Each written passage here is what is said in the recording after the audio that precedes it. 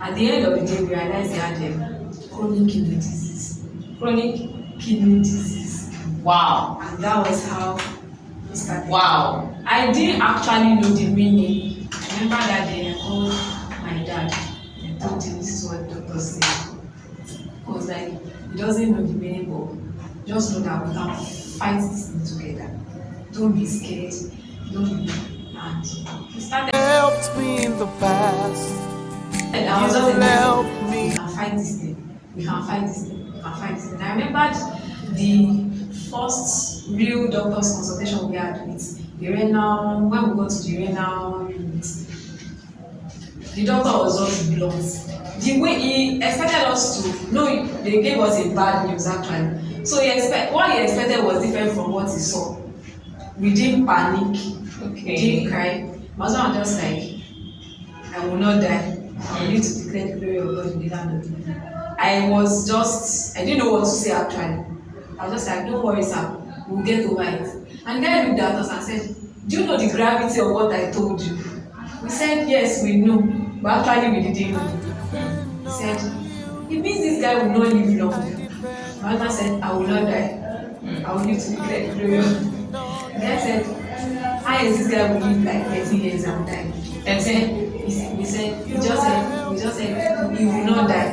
He will live to declare God's glory in the land of the living. And the guy just said this. And we started. That was how we started. Hospital routines, going for checkup every day, going for tests. It was emotionally draining. Thank God for health insurance. And thank God they had a good job. While in the pressure of he was sick, everybody was on my neck. When will you get pregnant? When my in-laws came and I told them this is what we are facing, I had to open up to them. They didn't know what they were like. And everybody didn't want to know whether somebody was sick or not. And they had the knowledge that was sick. Yes. And they know the situation. Yes, they knew the situation. I was like, even at the hospital, when I had the doctor was like, will you allow this guy get off first before you start raising children? And that was how it started. First year, it started 2016 first year wait. But one of the drastic decisions we had to make, I started doing research on the disease and I realized we had to change a lot from his diet. We had to cut a lot. So we went to register with the dietitian in the hospital and they gave us a meal plan. The meal to change was not easy because he was not supposed to eat a lot of things. And one of the things I remember the day they broke that news was when I was making the vow on the altar. I remember that day when they said in sickness, in health. I remember I got stuck. I could not talk because I knew I was entering into a covenant. I knew I could not go back after saying it.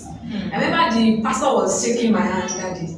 He was like, sorrow now, you understand? And I went back to that day. I was like, we're in this together. I cannot leave him to go through this thing alone. So I told the dietitian we are doing it together. So we have to stop eating a lot of things. You change your meal. Seriously, we changed everything. We stopped eating protein. We stopped eating a lot of vegetables. They said we should stay away from protein, potassium, many things. We stopped eating seasoning. We stopped eating salt. We stopped salt completely. Yes, we were only supposed to eat a kind of fish, vegetables. We were also only supposed to eat like 3 times, and it was only one that was available, only water leaf.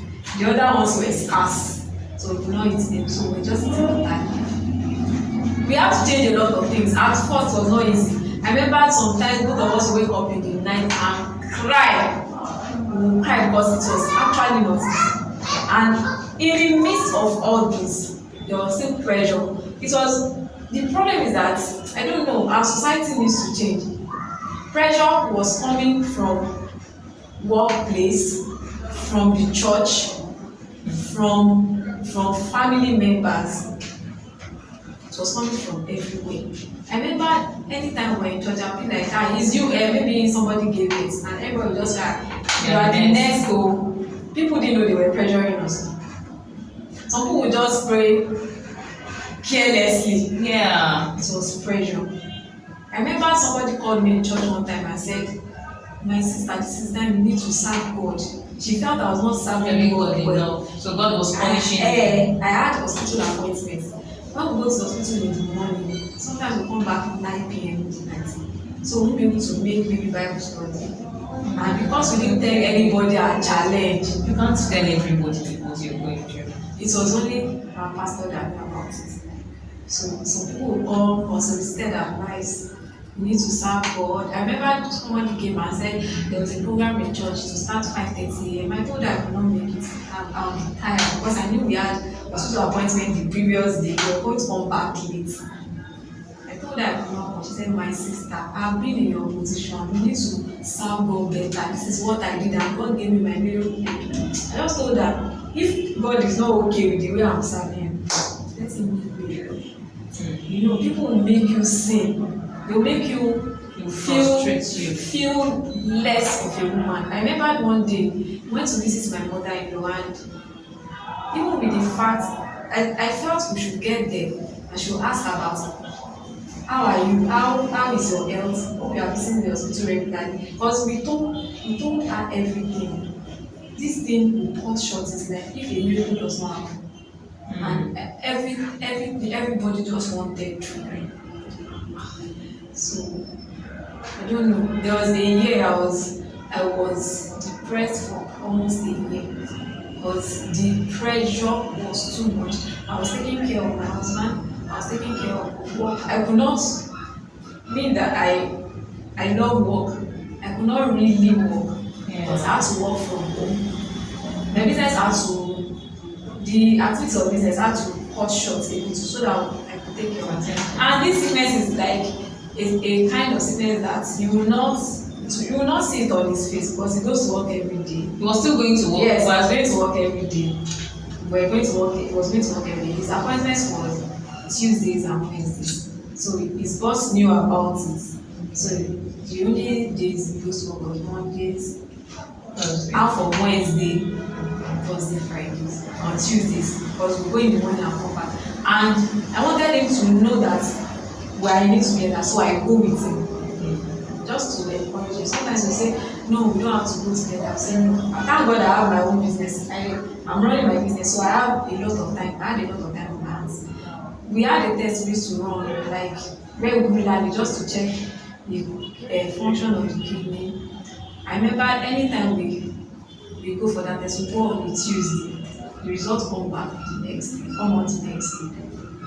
When we go on Wednesdays, so I will collect the result and see the doctor. They will check his, there's this thing they call adeyemiwunmiadeitan. They will check his PCV. They will check whether he has protein in urine, protein in blood, many things. They will check his blood pressure and all. I remember anytime we go for that test, I won't be able to sit there because I know if the result is bad when I draw. So, and you say just this big hall, I'll start pacing up and down, praying, speaking in tongues and all. And by the time I get home in the night, I will be so fagged out. I'll be so tired, I won't be able to do anything. Sometimes we just get to move weight. The food is not even encouraging. So I started losing weight. And everybody was asking me, what is wrong with you? Another. I didn't know that year I was depressed because the pressure was too much. People started bringing options, so-called Christians started telling us to go somewhere, to go to rivers, they started bringing people I never expected. So it was giving me, I don't know, it was draining me because it was, you have to tell this one, can't you remember we are children of God? Can't you remember we must not do this? They will say no, everybody, everybody is adding something. Why us? I said we did everything we asked to do when we were single. We dotted all our I's and crossed all our T's. We lived we lived our lives for God and we are still living for God. Why is this happening? I remember I was crying. I wanted us to pity, it was like a pity party. Yeah. But I was shocked what she said. That she said, she allowed me rant, she allowed me cry, and after everything she said, Jibola, if God cannot do it, let it be left undone. I was scared. She said, it's not my line.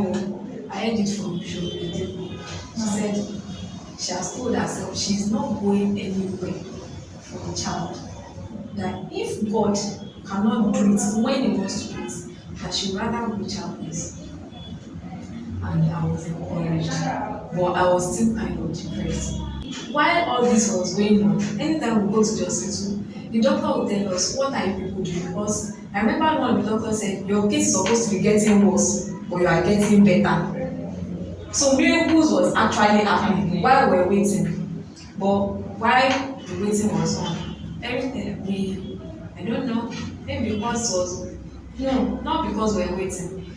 It's because we were used to it. That was what we've been doing before we even got married.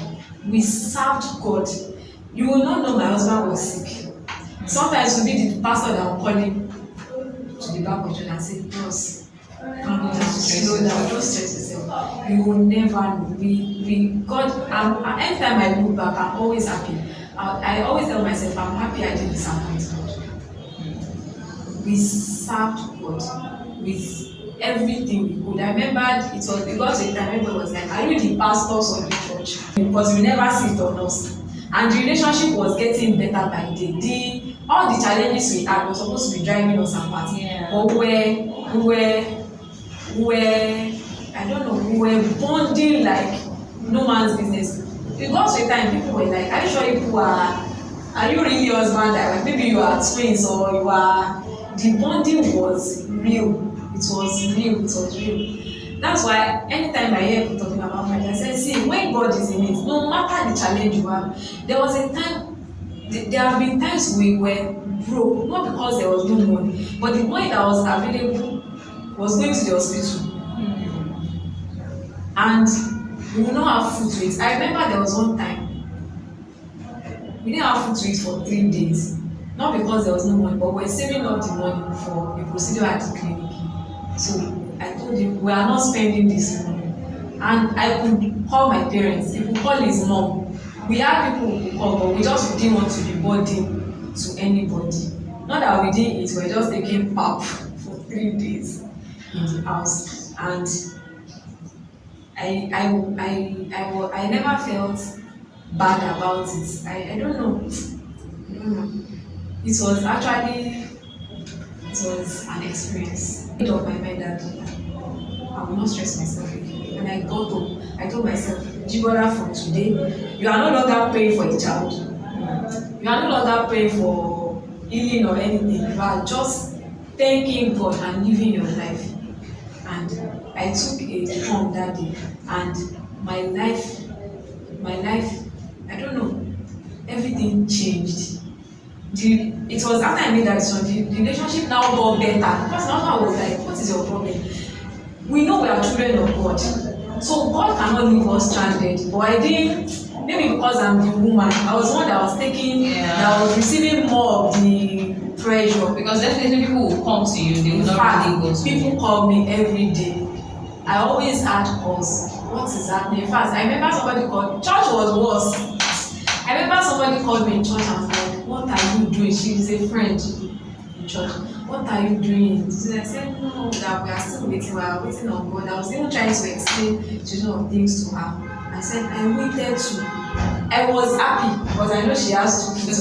So I wanted her to tell me her experience to encourage me. I said, I waited for 3 months. I was like, she said, we are any infection. I just said, my sister, thank you, my sister. Another one happened in church. I was in choir and pastor was ministering and he was singing a lot, he needed backup. And somebody came to me and said, go and join the backup singers because I was not supposed to join. She said, go and join. I would have joined, but you don't have a baby. I have a baby. I'm like, maybe this is not baby. I don't. I got treated on the spot. And I told myself, when I got home, I cried. I told myself, I will not allow people's words get to me again. And I don't know, my interior, I mean, my exterior became harder. So words were not getting to me again. The situation was not getting to me again. Nothing was getting to me. I was just reading God's word. I was drinking His promises. I was not asking for anything again, and I was serving God with my own heart. And both of us decided that we will just be thanking God for healing, thanking God for our children, and we're living our lives. And we left everybody to their complaints, to their worries and everything. That was 2019. So 2019, I started getting better. My business was doing fine. My husband was doing fine. Though we were still going for hospital visits. The sickness was going back. The symptoms were going back and forth. Sometimes we need to go to the hospital. Sometimes 2020 came and COVID came.